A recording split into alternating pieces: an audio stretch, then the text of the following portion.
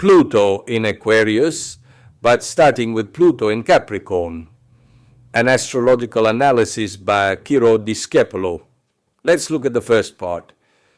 Dracula, the fall of the ICP, Pluto's entry into Capricorn, garbage, and more. In recent days, I'm writing at the beginning of February 2008, I've been making free associations between a truly extraordinary film I'd never seen, Dracula by Francis Ford Coppola, 2008 Blu-ray edition, Pluto's entry into Capricorn, the bad inclination we find ourselves in, within the curve of the planetary cyclic index, and what's happening in the world, starting with the tragedy of the tons of garbage in Naples, from which many corrupt politicians have profited for decades and thousands of people have died of cancer. Let's remember that Pluto is the ruler of Scorpio, and let's remember that it represents the worst part of the 8th zodiac sign. First and foremost, death, but also evil in the broadest sense, the most animalistic human impulses, revenge, the sadomasochistic urges of many human beings, violence, horror, the horrific, the heinous, feces, the products of destruction in the broadest sense. We could go on, but these first selected elements seem to me to adequately describe what I mean. Capricorn is Earth, first and foremost, but we could say, more generally, that it represents our Earth. The graphic symbol, the icon of the sign, is a goat that, climbing mountains, stamps its hard hoof on the rock, on the Earth's crust. Capricorn is evidently closely related to geology. I won't dwell on the beauty in a cinematic sense of Francis Ford Coppola's masterpiece based on the American writer Bram Stoker, Scorpio, November 8, 1847, of Irish origin.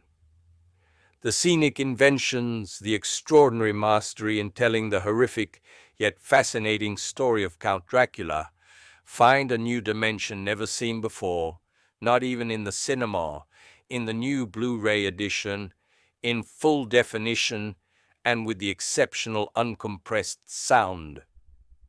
As you may recall, the story tells the adventures of Count Vlad Dracul, who lived in Transylvania, present-day Romania, in 1480, when the Turks advanced north and exterminated entire Christian populations. In Bram Stoker's tale, Count Dracula faces the Turks in battle and wins, but the Turks, out of revenge, Pluto, shoot an arrow into his castle, announcing the false news of his death.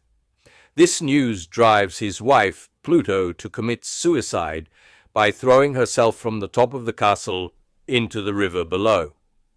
Upon returning home, the Count is driven almost mad by grief and unleashes the most bestial and animalistic forces within him. Pluto, even going from being a good Christian to an enemy of God, allying himself with evil, Pluto, in a desperate attempt to win back his wife. He, in fact, becomes immortal and continually takes on new life by sucking it from occasional victims through the famous double bite on the neck and the resulting suction of the blood of his prey. The atmosphere of the film is hellish, Pluto, dark, funereal, dominated by black and darkness, Pluto, and starkly contrasted by the red of the blood that flows profusely throughout the film. Dracula, we might say, is the vomit of the demon, the excrement of evil that sums up in a single nature all the hatred, the animalistic and the horrendous contained in the figure of Satan. Likewise, I believe, given this very low peak in the planetary cyclic index, which in my opinion signifies hundreds of millions of deaths worldwide, especially from cancer, primarily caused by the planet's near-total pollution, two contemporary icons that have come to prominence, but we could find many others, the Blu-ray release of Dracula and the images circulating around the world of tons of garbage in Naples. But in the meantime, the earth is belching out in 1,000 other ways, all the poisons injected into it through illegal landfills, malicious sinking of ships with nuclear waste, and deliberate pollution of rivers, lakes, and seas and lands. It seems to me, if we were to just stop there, that what I've described could represent one of the most disturbing aspects of Pluto's entry into Capricorn. Not the only one, but one of the most significant. I believe that in the coming years all this will worsen significantly, but in the distance we can already imagine the future transit of Uranus into Aquarius, where science, real science, not the kind of science that has been primarily responsible for the current environmental disaster, will, through ideas and solutions that today we would call science fiction, largely remedy the toxic outrage our planet has endured, especially through the reckless use of landfills in the broadest sense, resulting from Pluto's transit into Sagittarius. So today, in August 2025, we make just a few, and I believe important, observations on Pluto's current transit in Aquarius. Regarding this, in 1979, My Guide to Astrology, published by Armenia, announced, "Great scientific discoveries. Will socialism spread throughout the world?" Let's look at the first part. There's no doubt that the Pluto-Aquarius combination, with all its exaggerated eruptive potential, is achieving astonishing, extremely powerful Pluto results, and in a love-at-first-sight fashion, as this eruptive combination promised or threatened in the opinion of others. In fact, we are no longer witnessing small, measured, and slow updates and improvements in what was already potentially the most specific sector of this enormous promise, computer science.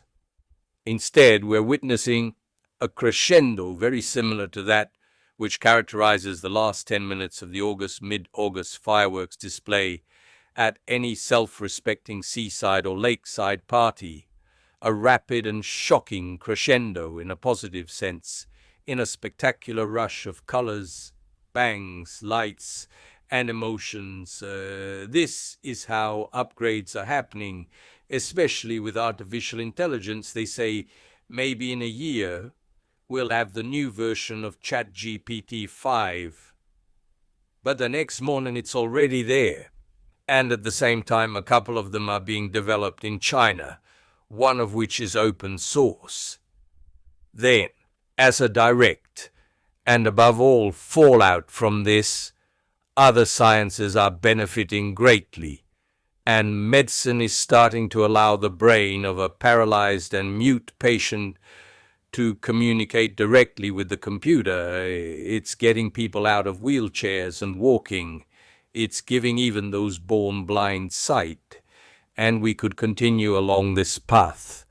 Great, enormous achievements in the field of oncology or in the fight against age-old diseases like Alzheimer's and Parkinson's are no longer just a pipe dream. Everything is improving before our eyes, almost at the speed of light. And not to mention energy. Now, in just a few months, airplane designs that could have run on liquid hydrogen 50 years ago and were stopped, or small nuclear power plants that we could have in our apartment buildings, are being developed and so on in this enormous field of science and technology.